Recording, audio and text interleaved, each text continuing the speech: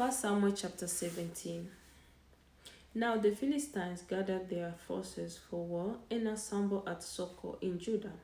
They pitched camp at Ephes Dammim, between Socoh and Azekah. Saul and the Israelites assembled and camped in the valley of Elah and drew up their battle line to meet the Philistines. The Philistines occupied one hill and the Israelites another, with a valley between them. A champion named Goliath, who was from Gath, came out of the Philistine camp. His height was 6 cubits and a span. He had a bronze helmet on his head and wore a coat of scale armor of bronze weighing 5,000 shekels. On his legs he wore bronze greaves, and a bronze javelin was slung on his back. His spear shaft was like a weaver's rod, and its iron point weighed 600 shekels. His shield bearer went ahead of him. Goliath stood and shouted to the ranks of Israel, "Why do you come out and line up for battle? Am I not a Philistine, and are you not the servant of Saul? Choose a man and have him come down to me. If he is able to fight and kill me, we will become your subject. But if I overcome him and kill him, you will become our subject and serve us." Then the Philistines said, "This day I defy the armies of Israel. Give me a man and let us fight each other."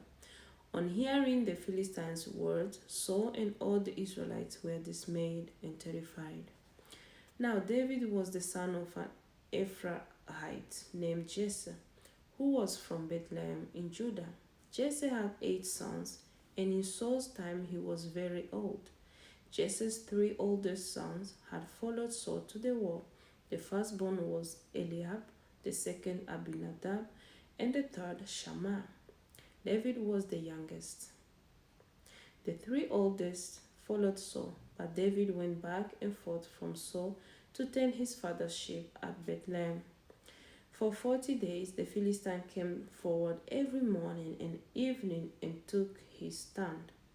Now Jesse said to his son David, "Take this ephah of roasted grain and these 10 loaves of bread for your brothers and hurry to their camp.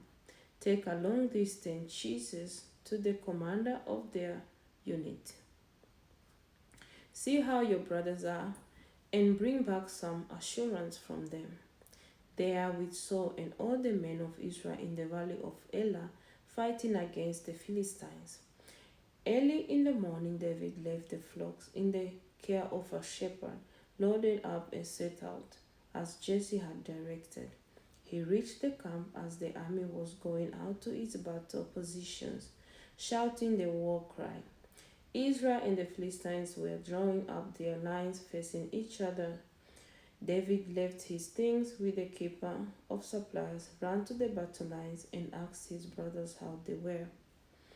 As he was talking with them, Goliath the Philistine champion from Gath stepped out from his lines and shouted his usual defiance, and David heard it. Whenever the Israelites saw the man, they all fled from him in a great fear. Now the Israelites had been saying, "Do you see how this man keeps coming out?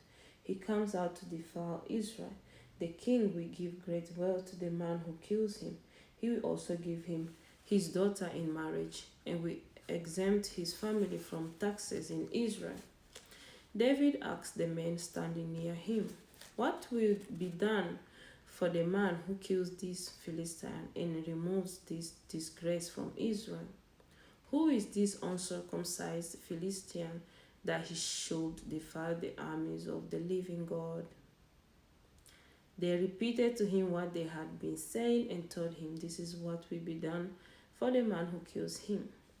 When Eliab, David's oldest brother, heard him speaking with the men, he burned with anger at him and asked, "Why have you come down here? And with whom did you leave those few sheep in the wilderness? I know how conceited you are and how wicked your heart is. You came down only to watch the battle." "Now what have I done?" said David. "Can't I even speak?" He then turned away to someone else and brought up the same matter, and the men answered him as before. What David said was overheard and reported to Saul, and Saul sent for him. David said to Saul, "Let no one lose heart in account of this Philistine. Your servant will go and fight him."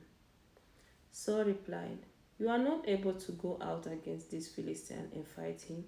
You are only a young man. He has been a warrior from his youth." But David said to Saul, "Your servant has been keeping his father's sheep.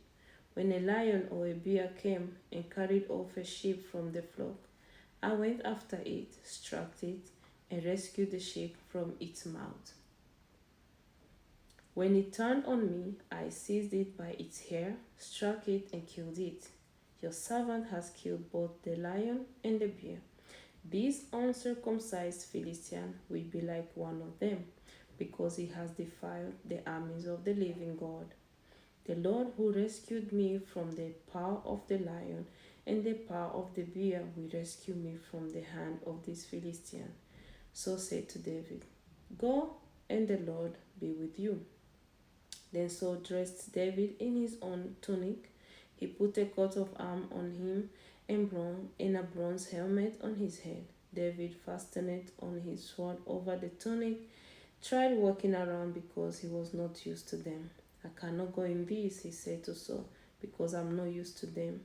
So he took them off. Then he took his staff in his hand, chose 5 smooth stones from the stream, put them in the pouch of his shepherd's bag, and with his sling in his hand approached the Philistine. Meanwhile, the Philistine with his shield bearer in front of him kept coming closer to David. He looked David over and saw that he was little more than a boy, glowing with health and handsome, and he despised him. He said to David, "Am I a dog that you come at me with sticks?" And the Philistine cursed David by his gods. "Come here," he said, "and I will give your flesh to the birds and the wild animals." David said to the Philistine, "You come against me with sword and spear and javelin, but I come against you in the name of the Lord Almighty, the God of the armies of Israel, whom you have defied. This day the Lord will deliver you into my hands, and I will strike you down and cut off your head. This very day I will give the carcasses of the Philistine army to the birds and the wild animals, and the whole world will know that there is a God in Israel." All those gathered here, we know that it's not by sword or spear that the Lord saves, for the battle is the Lord's, and he will give all of you into our hands. As the Philistine moved closer to attack him, David ran quickly towards the battle line to meet him.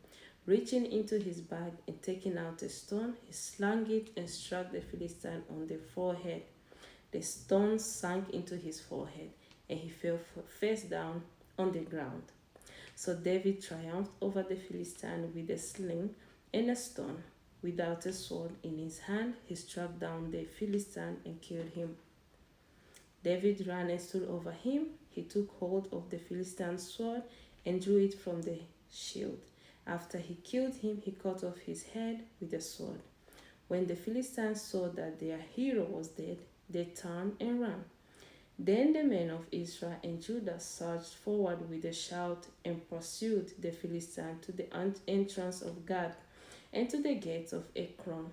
Their dead were strewn along the Sharaim road to Gath and Ekron. So when the Israelites returned from chasing the Philistines, they plundered their camp. David took the Philistines' head and brought it to Jerusalem. He put the Philistines' weapons in his own tent. As Saul watched David going out to meet the Philistine, he said to Abner, commander of the army, "Abner, whose son is that young man?" Abner replied, "As surely as you live, your majesty, I don't know." The king said, "Find out whose son this young man is." As soon as David returned from killing the Philistine, Abner took him and brought him before Saul, with David still holding the Philistine's head. "Whose son are you, young man?" Saul asked him. David said, "I am the son of your servant Jesse of Bethlehem."